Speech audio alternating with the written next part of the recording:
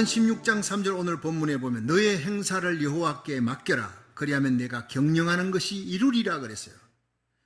우리가 아무리 열심히 계획을 짜도 그걸 이루는 분은 하나님이라는 겁니다. 여기서 너 행사를 여호와께 맡겨라. 그럼 너의 경영이 이루리라. 이 경영이라는 말이 히브리어로 마르는 플랜이라는 겁니다. 계획이라는 겁니다. 여러분 하루의 계획이 있고 한 달의 계획이 있고 1년의 계획이 있는데 여러분 그 계획이 누가 이루느냐? 내가 계획을 짜도 이루시는 분은 하나님이시다. 하나님의 손이 중요한 겁니다. 그래서 우리가 진심으로 하나님의 뜻을 알기 위해 성경을 읽어야 됩니다. 말씀을 들어야 됩니다. 내 뜻이 맞다 싶어도요, 하나님의 뜻이 하고 틀릴 때가 있어요. 하나님의 뜻이 뭔지 알고 하나님 말씀에 하나님의 뜻이 이것이구나 정확하면요, 그게 내 생각과 계획을 짜는 거예요. 맞추는 거예요. 그럼 모든 경영이 형통하게 될 줄로 믿으시기 바랍니다. 그럼 나의 모든 경영이 형통하게 이루어지려면 정확하게 디테일하게 세 가지 원칙을 오늘 성경은 얘기하고 이 세 가지 원칙을 잘 지켜라. 그럼 너는 너의 계획하는 모든 경영이 평생 형통하리라. 이렇게 되어 있습니다. 굉장히 중요한 말씀입니다. 함께 은혜 받는 시간 되기를 주의 이름으로 축원합니다.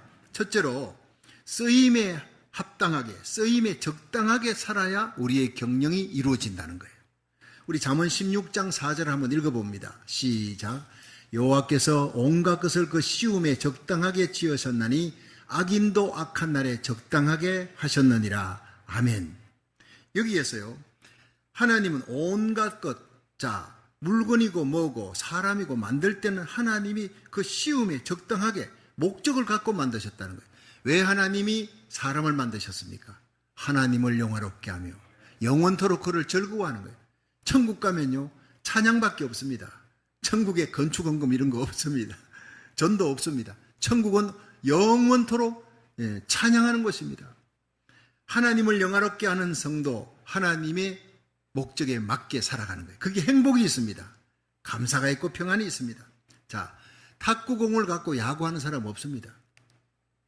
야구공 갖고 탁구하는 사람 없습니다. 그러면 문제가 크게 생깁니다. 일이 안 됩니다. 여러분, 탁구공은 탁구대 위에서 노는 거예요. 야구공으로 야구하는 겁니다. 여러분, 하나님 우리 교회가 다른 교회보다 특별하게 우리 교회를 향해서 써야 될 사명과 목적이 있는 줄로 믿으시기 바랍니다. 연단하는 거예요. 나의 가는 길을 오직 그가 아시나니 그가 나를 단련하신 후에 내가 정금같이 나오리라. 개인도 가정도 교회도 하나님이 연단해서 그 목적에 맞게 쓰시려고 연단하는 거예요. 요셉도 다윗도 다니엘도 다 하나님이 그렇게 목적에 서시기 위해서 연단하시는 거예요. 여러분, 우리가 우리의 위치에서 연단을 잘 받으면 하나님이 영광을 받으시고 우리는 행복해지는 겁니다. 우리의 경영이 다 이루어지는 거예요. 예수님이 이 땅에 오셨습니다. 예수님의 목적이 뭡니까? 하늘 영광의 보좌를 버리고 이 땅에 오신 것은 우리를 위해 십자가에 달려 죽으시기 위해 오신 겁니다. 발가벗기우시기 위해, 수치와 부끄러움을 당하시기 위해, 매맞기 위해, 창맞기 위해서, 못 박히기 위해 오신 겁니다.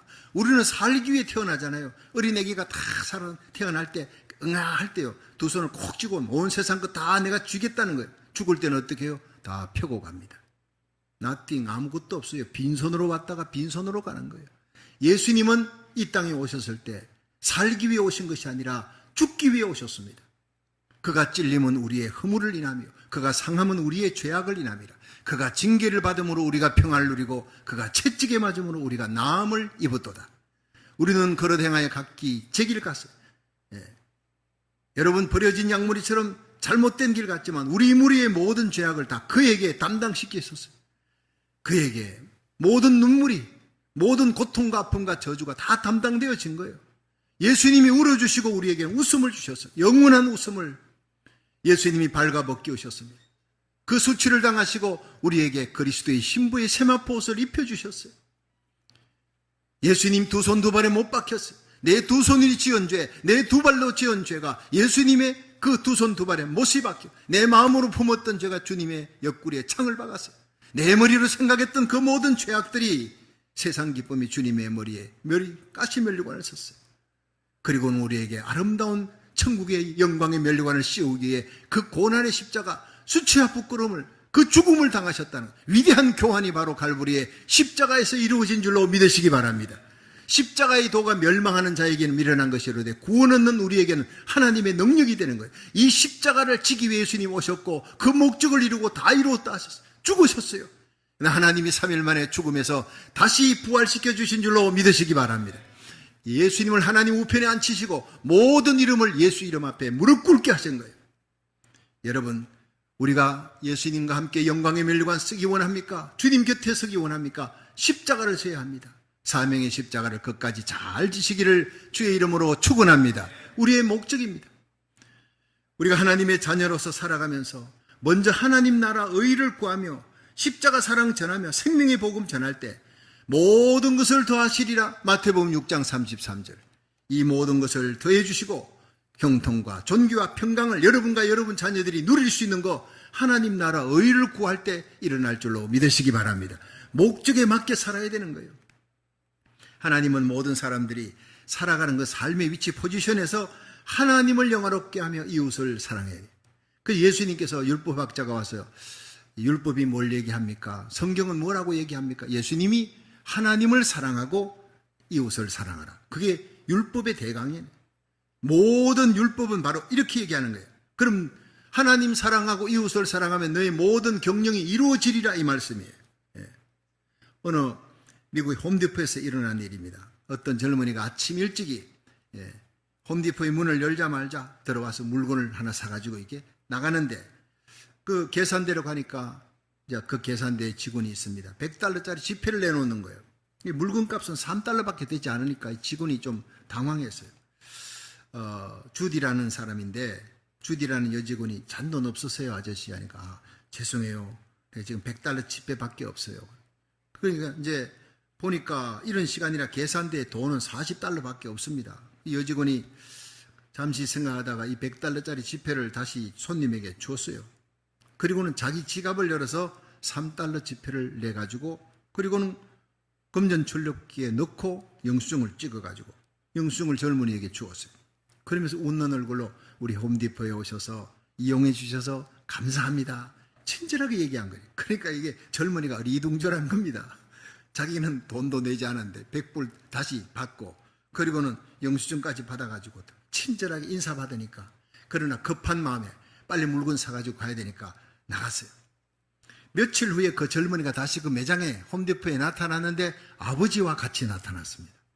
놀랍게도 그 아버지는 미국의 유명한 건축회사인 존슨 컨스트럭션 컴퍼니예요. 그게 회장입니다. 밥 존슨 회장입니다.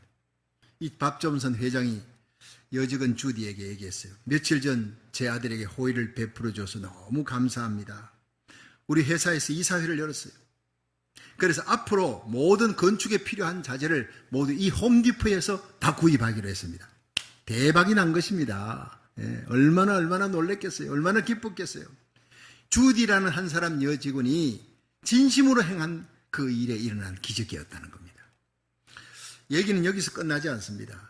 이 주디가 고액의 지폐를 거절하거나 짜증을 내지 않고 침착하게 친절하게 현명하게 대처함으로 그 젊은이와 아버지를 감동시키고 그리고 또 그 홈디포에 큰 이득을 줬지 않습니까? 그 뒤로 그 젊은이가 거기 홈디포를 그냥 자주 들락거리면서 주디를 지켜봤는데 그 주디라는 직원이 자기에게뿐 아니라 모든 손님에게 똑같이 친절하게 진심으로 대하는 걸 봤다는 거예요. 그리고 감동을 받았어요. 그리고는 여직원 주디에게 청혼을 했어요. 나와 함께 결혼해 주시오. 그래서 이 주디는 밥 존슨 회장의 며느리가 되었다는 얘기입니다. 실화입니다. 이 이야기를 사람들은 $3가 맺어준 축복이라 그렇게 하면서 많이 퍼뜨렸습니다. 여러분, 모든 축복은 나의 작은 삶의 자리에서 그 보잘것없는 일이라도 하나님을 사랑하고 사람을 사랑하는 마음으로 진심을 다하고 최선을 다할 때 하나님이 축복해 주실 줄로 믿으시기 바랍니다. 이것이 너의 경영이 형통하게 되리라 하는 말씀이라는 거예요. 두 번째로 우리는 겸손하게 살아야 우리의 경영이 형통하게 됩니다. 잠언 16장 5절 한번 읽어보겠습니다. 시작. 무릇 마음이 교만한 자를 여호와께서 미워하시나니 피차 손을 잡을지라도 벌을 면치 못하리라. 아멘. 자, 여러분, 하나님은 교만한 자를 되게 싫어합니다. 밀어버립니다. 멀리 하시고 그런데 겸손한 자를 가까이 하십니다. 야고보 4장 6절에 하나님이 교만한 자를 물리치시고 겸손한 자에게는 은혜를 주시느니라. 주 앞에서 너희를 낮추라. 그리하면 너희를 높이시리라. 예수님이 겸손해요. 나는 마음이 온유하고 겸손하니 나의 멍에를 메고 내게 배우라. 예수님의 별명이 겸손하신 분이에요.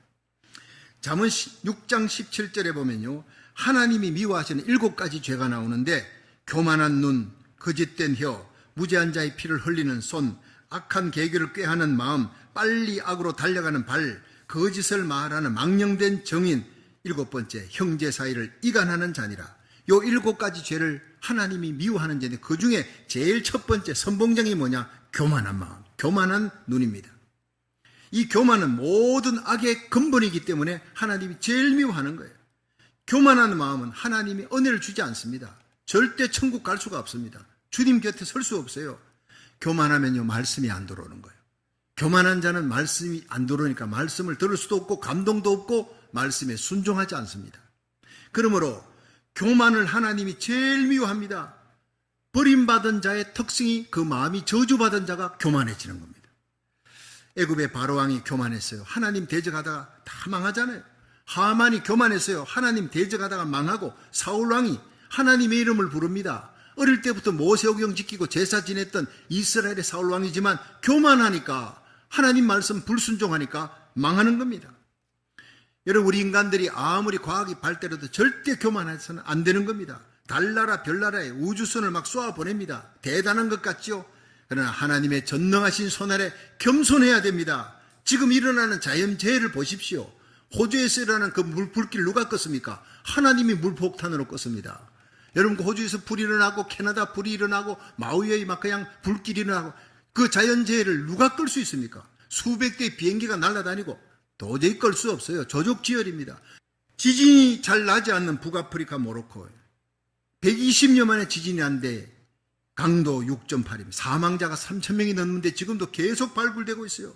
이 사람들이 지난 8일 11시 11분 밤 11시 11분 이제 모두가 다 잠드는 그 시각에 지진이 터져버린 거예요. 그래서 사람들이 많이 죽었습니다. 리비아에 또 태풍이 불었어요. 대홍수가 일어나니까 2만 명 이상이 죽는 대참사가 일어났지 않습니까? 이 모든 것은 인간의 힘으로는 어떻게 할 수 없는 천재지변이 이 자연의 힘 앞에 하나님 앞에 무릎을 꿇으라는 겁니다. 회개하고 돌아오라는 하나님의 음성이 우리 인간은 연약한 존재라는 거예요. 이런 것을 볼 때마다 우리는 주님의 재림이 문 앞에 가까이 문을 두드리고 계신 내가 밖에서 문을 두드린다. 볼지어다 내가 마음의 문을 두드린다. 문을 열면 나를 받아들이면 너희들이 은혜를 받을 것이다. 회개하라는 거예요. 내 이름으로 일컫는 내 백성이 그 악한 길에서 떠나 스스로 겸비하고 기도하여 내 얼굴을 구하면 내가 하늘에서 듣고 그 죄를 사하고 그 땅을 고칠지라 했어요. 이런 모든 것들을 볼 때 예수님의 재림이 가까웠다는 것을 알고 데살로니가전서 5장 2절에 주의 날에 밤에 도적같이 이를 줄 너희가 자세히 알미라. 저희가 평안하다 안전하다 할 그때 잉태한 여사에게 해산의 고통 이름같이 멸망이 홀련히 저희에게 이르리니 결단코 피하지 못하리라. 여러분, 멸망이 홀련히 임합니다. 죽음도 홀련히 임합니다. 사고도 홀련히 임합니다. 여러분, 우리는 천년 만년 살 것처럼 살아가지만 그건 속는 것입니다. 우리는 천년을 두고 계획해야 되지만 오늘이라도 주님이 날 부르시면 주님 앞에 서야 한다 생각하며 준비하며 살아야 될 줄로 믿으시기 바랍니다. 우리의 삶 속에 인간의 힘으로 어찌할 수 없는 상황이 닥칠 수가 있습니다. 그때 우리는 겸손히 하나님께 무릎을 꿇게 되어지는 것입니다. 1970년 4월 13일 미국의 아폴로 13호가 달나라를 향해서 발사되었어요. 과학자들은 그 앞에 아폴로 12호까지 많은 우주선을 보냈기 때문에 그들은 장담했어요. 아폴로 13호는 지금까지 만들어진 우주선보다 가장 완벽하게 만들어졌다. 소정의 목적을 잘 달성하고 올 것이다. 아주 장담했습니다. 그런데 발사한 지 지구로부터 2만 마일 떨어진 그곳에서 아폴로 13호가 고장이 나버렸어요. 사고가 일어났어요. 산소통이 깨졌습니다. 더 이상 운행할 수가 없어요. 다 죽게 생겼습니다. 그러니까 우주비행사들이 휴스턴 본부에 급히 연락을 했어요. 어떻게 하면 좋으냐.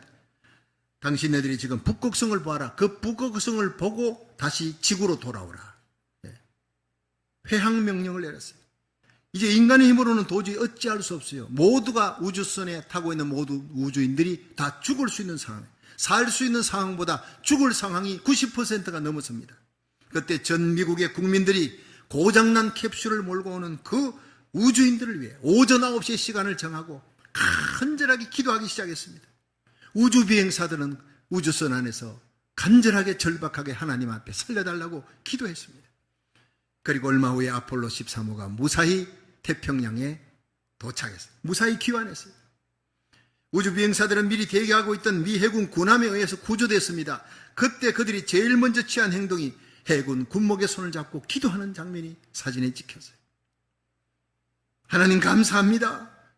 주님을 찬양합니다. Thank you God. Praise the Lord. 그 모습이 사진에 찍혀서 그 주에 타임지에 사진으로 나왔어요. 두 손 모아 군목과 함께 눈물로 기도하는 장면이었어요.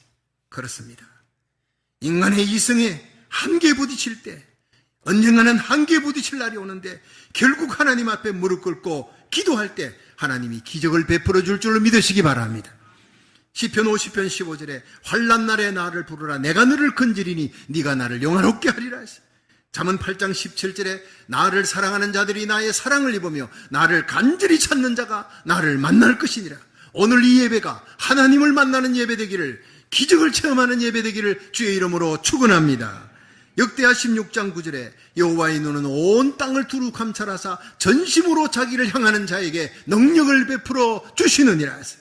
예레미야 29장 11절 나 여호와가 말하노라 너희를 향한 나의 생각을 내가 아나니 재앙이 아니요 평안이라. 장래 소망을 주려는 것이라. 하나님은 심판하고 재앙을 내리는 걸 원치 않습니다. 소망을 주고 평강을 주기를 원하는 거예요.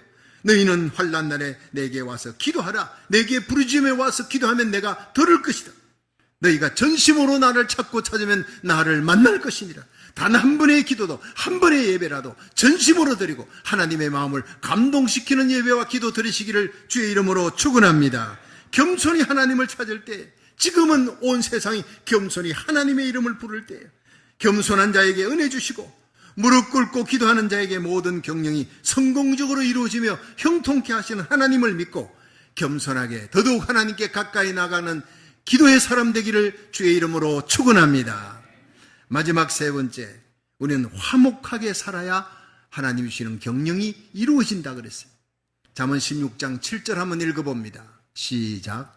사람의 행위가 여호와를 기쁘시게 하면 그 사람의 원수라도 그로 더불어 화목하게 하시느니라. 아멘. 자, 여러분, 모든 문제 해결은 하나님의 손에 달렸다. 하나님 마음에 달렸다는 거예요. 하나님과의 관계가 회복되어지면, 영적인 문제가 해결되어지면 육의 문제, 땅의 문제, 그 원수 문제, 대적의 문제, 이것은 하나님의 손으로 해결한다는 거예요. 원수라도 화목해 하시든가 원수를 처리하든가 그건 하나님이 하신다는 거예요. 누가복음 7장에 백부장이 자기 집에 하인이 병들어 죽게 생겼습니다. 마태복음 8장에 보니 이건 중풍병입니다. 그런데 자기 집에 중풍병 걸린 하인은 나설 수가 없어요. 병원의 의사한테 치료가 안 되는 거예요. 불가능한 문제입니다. 자기 친구들을 보냅니다. 벗들을 보내고 이스라엘 장로들을 보냅니다. 마태복음 8장에 직접 가는 거예요. 간절히 구합니다. 그때 예수님이 내가 이스라엘 전역에 이만한 믿음을 만나본 적이 없다. 칭찬하니까 거시로 하인이 나으니라. 여러분, 이 예배는 영적인 문제입니다. 하나님 만납니다. 예배 가운데 찬양과 기도 가운데 말씀에 아멘하고 하나님 만나시기를 주의 이름으로 축원합니다. 여러분의 예배 드리는 태도가 하나님께 인정받으면 하나님이 칭찬하는 순간 여러분의 땅의 문제, 육의 문제, 집안의 문제, 자식 문제, 여러분 직장의 문제는 하나님이 해결할 줄로 믿으시기 바랍니다. 원수라도 화목해 되는 역사가 일어날 줄로 믿으시기 바랍니다. 마태복음 15장의 수로보내기 여인 보십시오. 딸이 귀신 들렸어요. 해결할 길이 없습니다. 예수님이 오셨다는 얘기 듣고 두로 수돈 지방에 오셨어요. 딸을 집에다 묶어놓고 뛰어나갔어요. 그리고 다윗의 자손 예수여 나를 불쌍히 여기소서 내 딸이 흉악히 귀신 들렸나이다. 절규합니다. 근데 예수님은 듣지 않습니다. 한마디도 대답 안 해요. 예수님의 침묵. 제자들이 예수님 동네 사람들이 모이는데 저 여인을 좀 쫓아내지요. 보내시지요. 예수님께서 리젝트하는 거예요. 난 이스라엘 백성의 잃어버린 양 외에는 오지 아니했느니라. 이 여인이 예수님 앞에 무릎을 꿇고 그 발 앞에 와서 주여 나를 도우소서 간절히 구하는 거예요. 예수님이 그 여인의 심장에다가 비수를 꽂는 말을 합니다. 내가 너 같은 개에게 떡을 주겠느냐 이 말이에요. 난 이스라엘 백성을 위해서 자식에게 주려고 떡을 준비했는데 이걸 개한테 주겠느냐? 퀴나리온, 떠돌이, 불쌍한 개입니다. 불결한 개입니다. 그렇게 지하 자존심을 짓밟아버린 거예요. 그때 여인이 주여 올소이다. 난 개가 돼도 좋습니다. 그러나 주인의 상에 떨어지는 부스러기는 먹지 않습니까? 부스러기 은혜에 만족하며 여러분 불태전의 믿음, 물러서지 않는 믿음으로 그 가슴에 사랑을 안고 나가는 그 모습을 보고 예수님이 돌아서셨어요. 아마 예수님의 눈에 눈물이 가득했을까? 십자가의 길을 가신 예수님, 하늘 보좌버리고 이 땅에 오신 이유가 우리의 죄를 담당하고 우리의 저주를, 지옥의 고통을 대신 담당하고 우리에게 영원한 생명 주시려고, 영원한 기쁨 주시려고 십자가의 길을 가시는 예수님이 그 여인의 마음과 하나가 된 거예요. 가슴 속에 사랑이 있는 거예요. 내 귀신 들린 딸을 고쳐주기 전에는 결코 나는 예수님 떠나지 않겠습니다 하는 그 불굴의 믿음을 보시고 예수님이 마음속에 큰 위로를 받았을 거예요. 여인아, 내 믿음이 크도다. 내 소원대로 될지어다. 그렇게 인정받고 칭찬받는 순간 그 씨로 딸이 나으니라. 여러분, 백부장의 얘기, 수로보니 여인의 얘기 똑같습니다. 오늘 예배 가운데 여러분 예수님을 만날 수 있기를, 칭찬받는 예배 드릴 수 있기를 주의 이름으로 축원합니다. 땅의 문제, 육의 문제, 자식의 문제, 모든 죽어가는 문제는 주님의 손으로 처리하시고 해결하시고 살려줄 줄로 믿으시기 바랍니다. 여러분, 오늘 본문 잠언 16장 7절에 보니 사람의 행위가 여호와를 기쁘시게 하면 그 사람의 원수라도 그로 더불어 화목하느니라. 얼마나 귀한 말씀입니까? 창세기 32장에 보면요, 야곱이 야복강에서 절대절명의 위기를 만나죠. 20년 전에 에스가 그 원한을 품고 나타났어요.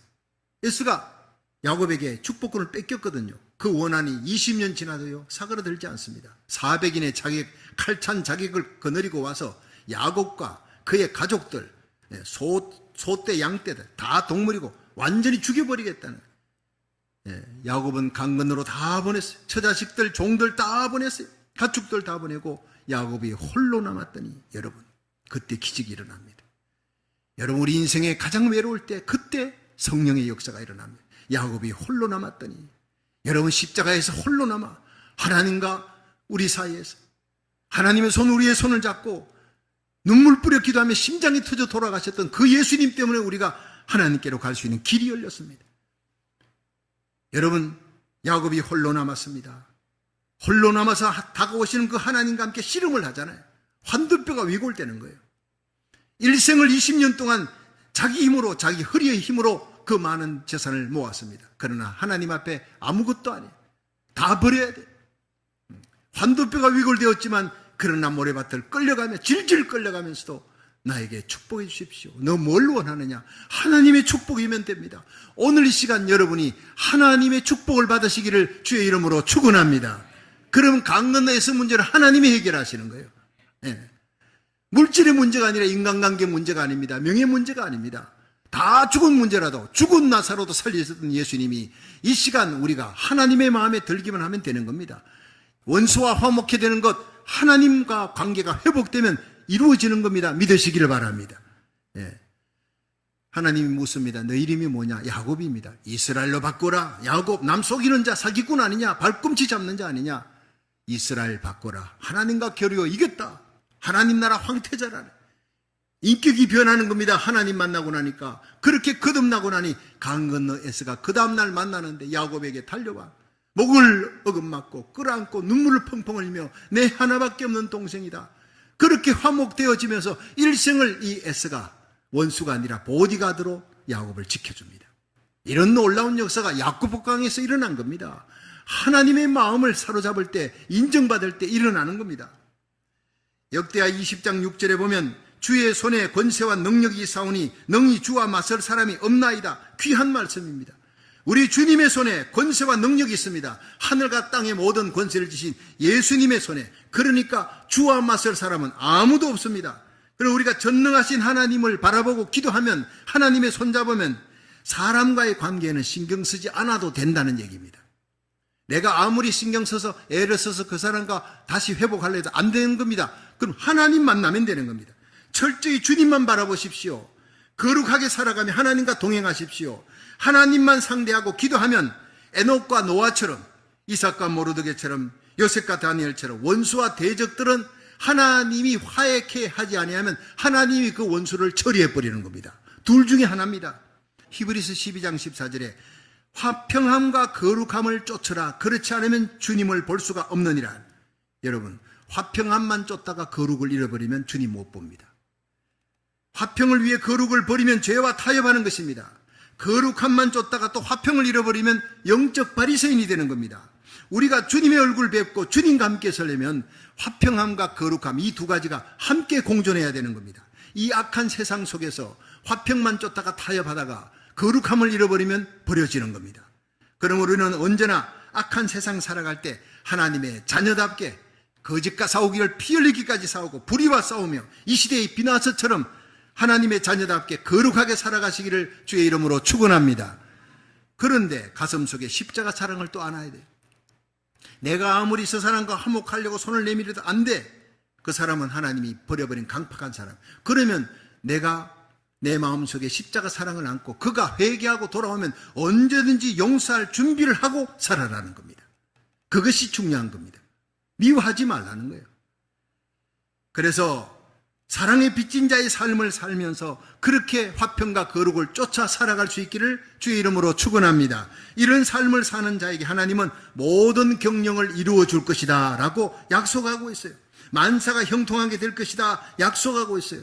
복에 복을 더하시고 지경을 넓혀주시고 주의 손으로 도우사 환난을 벗어나 근심이 없는 만사 형통의 야베스의 복을 받을 수 있기를 주의 이름으로 축원합니다.